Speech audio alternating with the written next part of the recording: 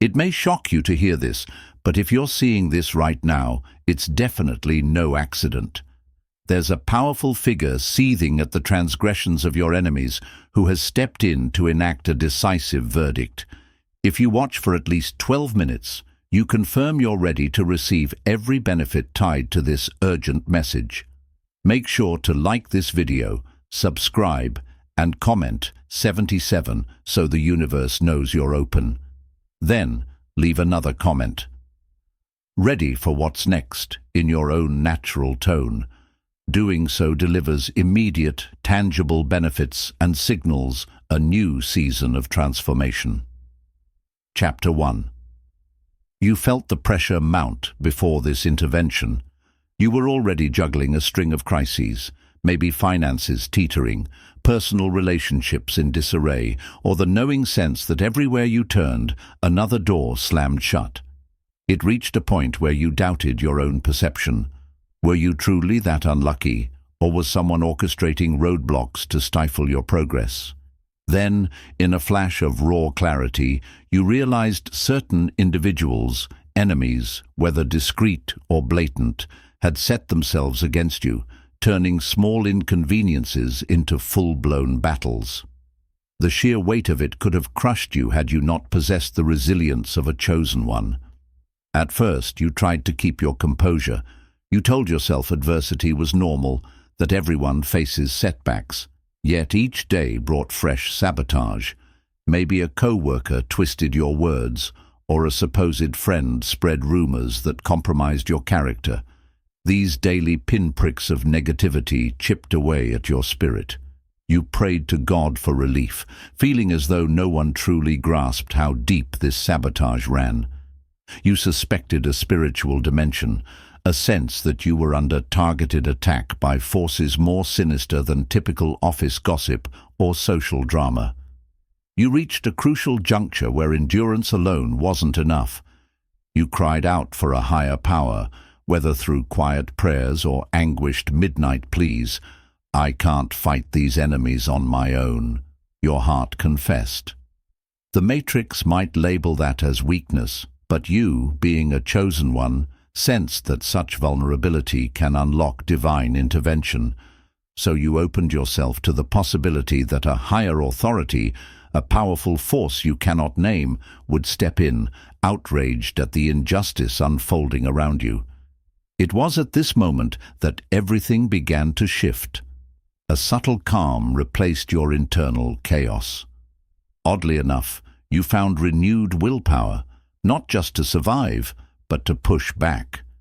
You started taking small yet decisive steps, perhaps telling a manipulator no for the first time, or exposing a lie that once held you hostage. With each step, your confidence grew, though you still sensed you needed an even mightier ally in your corner. Often you read or heard stories about chosen souls who overcame impossible odds once they surrendered the fight to God. You started to believe that might be your path too. Then, almost without warning, changes rippled through your environment. Those who maligned you faced unexpected setbacks. Some retracted their accusations. Others stumbled on their own falsehoods. You didn't gloat, but you recognized that a moral rebalancing was underway. That's when you heard or sensed news. A figure of immense authority had noticed your tribulations, deeply disgusted by the cruelty inflicted on you. This was no mild disapproval. It carried the weight of destiny, the same cosmic scale that judges right from wrong. You realized in that startling instant that your enemies, those who undermined your growth, stood on perilous ground. And you, against all odds, were about to rise from adversity with a shield stronger than any you'd ever known. Chapter 2. Your hope flickered just as judgment arrived. You had almost resigned yourself to the possibility that your life might remain in a perpetual loop of conflict, forever pushing against hidden saboteurs or direct foes. You'd begun to accept a degree of struggle as your norm, yet a tiny spark of hope refused to extinguish. It whispered that you were meant for better, that you deserved more than ceaseless battles. At times you'd bury it under layers of self-doubt, because entertaining that hope only made the letdown sting worse. But still, it burned, an unyielding flame in the corner of your heart. In the thick of your struggles, you might have felt invisible, overlooked by those with the power to help or intervene. You questioned why people with influence seemed oblivious while your enemies grew bolder, confident their deeds would go unpunished. It infuriated you that so many turned a blind eye, leaving you to fend off these orchestrated attacks alone. Secretly, you wondered if you lacked something crucial that would earn the aid of a guardian or ally. But then, in what felt like a random moment, you started noticing subtle changes. People who once dismissed you began to show cautious respect. A rumor that could have destroyed your credibility boomeranged onto the person who started it. Opportunities you had been pursuing suddenly found you, like a role in a project or a position at work that increased your visibility. At first you brushed it off as a fluke, but as these events piled up, you recognized the pattern. It wasn't random. Something, or someone with genuine power, seemed to be championing your cause, orchestrating repercussions for your adversaries. That's how you discovered this powerful man, a symbol of higher authority, or maybe an influential figure with the moral clarity to spot injustice, had finally stepped in. He was disgusted by what your enemies tried to do. You don't know if it's because he saw evidence of their betrayals or if a supernatural revelation pricked his conscience, but the outcome is undeniable. He decided your opponents must face the consequences. It wasn't mere sympathy, it was righteous indignation, the kind that brings about swift accountability. This wave of external backing arrived just as your hope was on the verge of dwindling. You see, it often goes that in your darkest hour, your unwavering inner voice triggers the universe to deploy reinforcements. And so, your faint hope merged with divine timing, yielding the judgments and protections you'd almost stopped praying for. The Matrix might call it luck, but you sense a deeper orchestration, God or cosmic law ensuring that enough is enough. And you, once overshadowed by relentless assaults, stand in line for a reversal that dwarfs any previous trouble. Encouraged by this shift, you realize your hope wasn't foolish or misplaced. It was a beacon, and the moment your heart released that final grain of faith, neither bitter nor vengeful, heaven responded by dispatching a powerful authority disgusted by the injustice swirling around you. That synergy between your internal flame of belief and external moral might was precisely what shattered the illusions your enemies wove. Now, with this man's judgment in motion, you're poised to ascend to a realm of favor they never imagined you could reach. Chapter 3. You recalled every injustice they piled on you.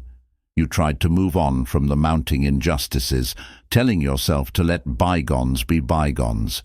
But the weight of what they did haunted you.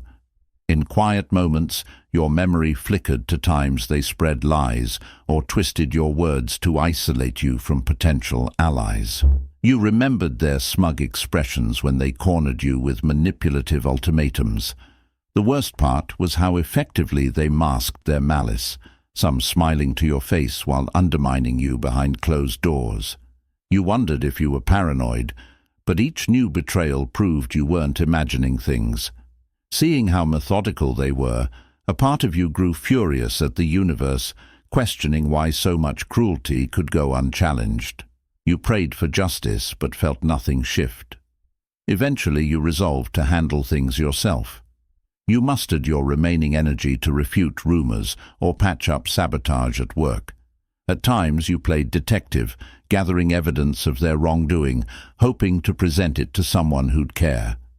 Yet each step felt like a treadmill, a struggle with no end in sight. Sometimes you succumbed to moments of bitterness, fantasizing about revenge. But your conscience, shaped by faith and God's principles, whispered that vengeance did not belong in your hands. You waged an internal war, teetering between righteous anger and the moral code that a chosen one must uphold. The Matrix thrives on turning victims into vindictive souls, perpetuating cycles of harm. You resisted that temptation, though it cost you sleepless nights and emotional exhaustion. In your darkest hours you combed through each slight, questioning what you could have done differently to avoid their onslaught. Did you overshare personal details? Did you fail to set boundaries early on? Some regrets stung deeply, yet you gleaned lessons. Next time, you would be more discerning, more guarded with your vulnerabilities. While painful, these reflections sharpened your intuition about who to trust. You realized the silver lining. You were forging a resilience no trivial adversity could undo. Eventually, you recognized that these relentless injustices had forced you to rely on spiritual truth more than ever. You found yourself leaning on higher wisdom, letting prayer and intuition guide your daily steps. This shift from self-reliance to divine reliance didn't remove the heartbreak, but reoriented your perspective. You perceived that God might be allowing these trials to shake you into someone unstoppable, someone who, by virtue of unwavering integrity, would eventually stand tall when your adversaries collapsed under the weight of their own schemes. Reflecting on each dirty trick they deployed, you felt both indignation and a strange compassion. Indignation for the brazen ways they tried to break you. Compassion for how lost someone must be to stoop that low. Still, you concluded that your path must diverge from theirs. You wouldn't stoop to their level, nor would you wallow in pity. It was time for your story to pivot. Little did you know, the cosmic forces, in tandem with a powerful figure of moral authority, were orchestrating that pivot. All the logs you kept of their wrongs, every memory etched in your mind, had been noted by heaven, and soon the judgment you so fervently craved would manifest, restoring the balance you feared had vanished from the world. Chapter 4. You caught wind of a powerful man's disgust. Word reached you in a whisper. A high-ranking figure, whether in your professional circle or a spiritual community, had become aware of the ongoing vendetta against you. You didn't know how they discovered the truth. Maybe a mutual acquaintance leaked details, or they observed inconsistencies in your adversary's stories. All you knew was that this person, carrying weight and influence, expressed outrage at what had been inflicted on you, and not the mild type of annoyance that fizzles out, but a profound disgust that demanded immediate action. At first, you doubted if it meant anything. People express displeasure all the time, then do nothing.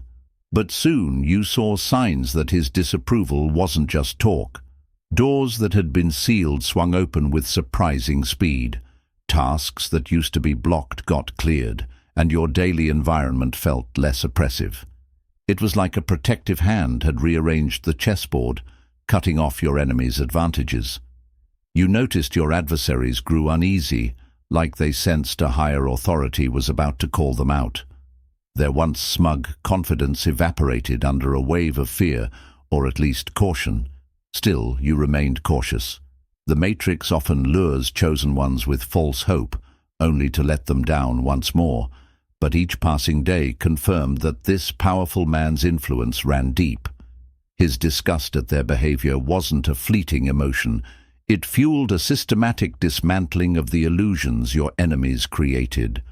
Perhaps new rules were enforced that prevented them from bypassing accountability. Or a crucial ally turned their back on them, severing the support they relied on to orchestrate your downfall. That shift also gave you a strange sense of relief.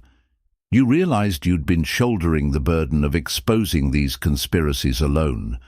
Now someone with legitimate clout was stepping in, reinforcing your moral stance.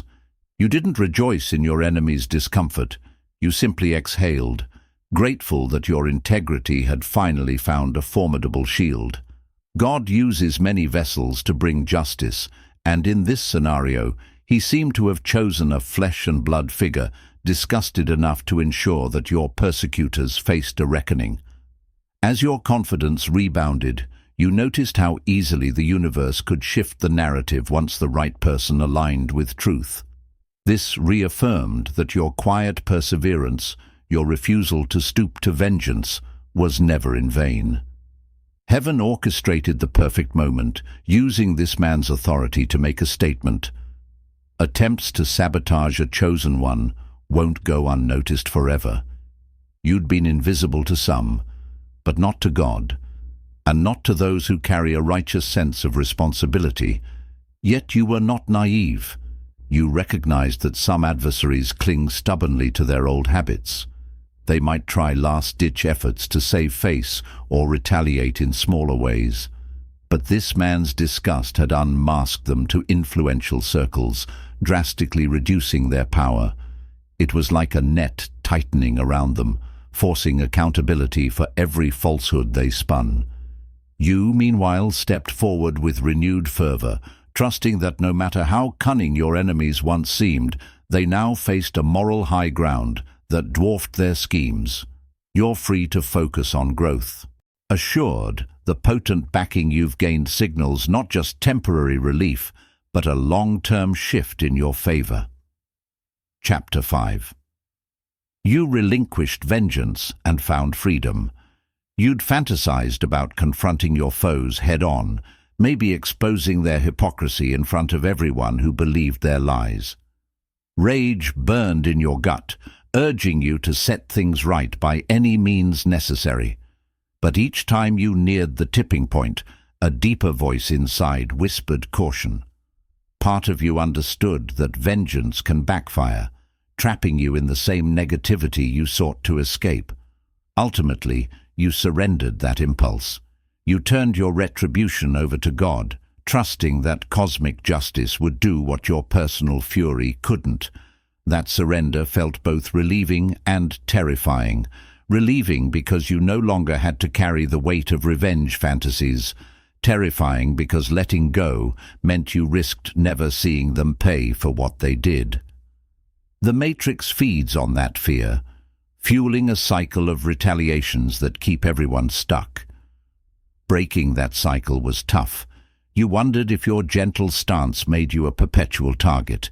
Yet, strangely, the moment you gave up chasing payback, you felt a surge of spiritual empowerment. It's as if heaven took the bat you dropped and said, "Watch us run with it."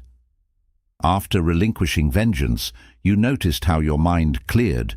No more sleepless nights plotting scenarios, no more guilty daydreams imagining them groveling. Freed from that mental chatter, you redirected your energies to self-improvement. Maybe you took an online course, invested time in a creative project, or reconnected with supportive friends. The new sense of mental space allowed fresh ideas, joys, and even unexpected blessings to enter your realm. Where grudges had clogged your psychic channels, letting go opened them wide for positivity.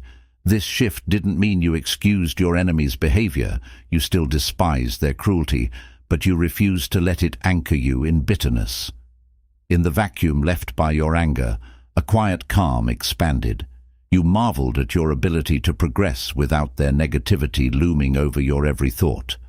That sense of emotional autonomy blossomed into greater confidence. If your spirit remained unyoked to revenge, you were truly unstoppable, no longer reacting to them, but forging your own path. Meanwhile, unknown to you, a powerful figure was gathering evidence of their wrongdoings, or at least observing the moral imbalance with growing contempt. Because you had relinquished vengeance, the universe orchestrated an official or spiritual authority to act on your behalf.